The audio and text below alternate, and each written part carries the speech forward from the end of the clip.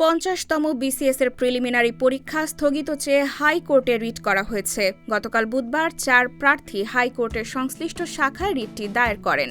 তবে রিটের কারণে পরীক্ষা পেছানো হবে না, পরীক্ষা যথাসময়ে অনুষ্ঠিত হবে বলে জানা গেছে। বৃহস্পতিবার পিএসসির একটি সূত্র জানিয়েছে, রিটের কারণে পরীক্ষা পেছানো হবে না। রিটের বিষয়টি পিএসসির আইন কর্মকর্তা আদালতে জবাব দেবেন। এ বিষয়ে প্রস্তুতিও নিচ্ছে পিএসসি। পিএসসির জনসংযোগ কর্মকর্তা এস.এম. মতিউর রহমান জানিয়েছেন, 50তম বিসিএস এর প্রিলিমিনারি পরীক্ষা যথাসময়ে অনুষ্ঠিত হবে। পরীক্ষা আয়োজনে কেন্দ্রগুলোকে ব্যবস্থা গ্রহণ করতে বলা হয়েছে। এবারের বিসিএস-এ আবেদন জমা পড়েছে 2,90,951টি, যা বিগত কয়েক বছরের তুলনায় উল্লেখযোগ্য হারে কম। 47তম বিসিএস-এও আবেদনকারী ছিল 3,74,447 জন।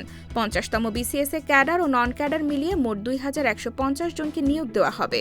এর মধ্যে 1,755টি ক্যাডার পদের মধ্যে সর্বোচ্চ 650 জন নেওয়া হবে স্বাস্থ্য ক্যাডারে। এছাড়া প্রশাসনে 200 জন ও পুলিশে 117 জন নিয়োগ পাবে। নন ক্যাডারে 395টি পদের মধ্যে নবম গ্রেডে রয়েছে 71টি পদ।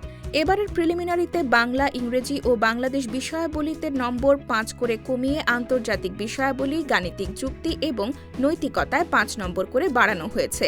এছাড়া বিশেষ চাহিদা সম্পন্ন যেসব প্রার্থীর শ্রুতলেখক প্রয়োজন, তাদের প্রয়োজনীয় নথিসহ আবেদনের সময় আগেই পার হয়েছে। পিএসসি তাদের নিজস্ব ব্যবস্থাপনায় শ্রুতলেখক নিশ্চিত করবে।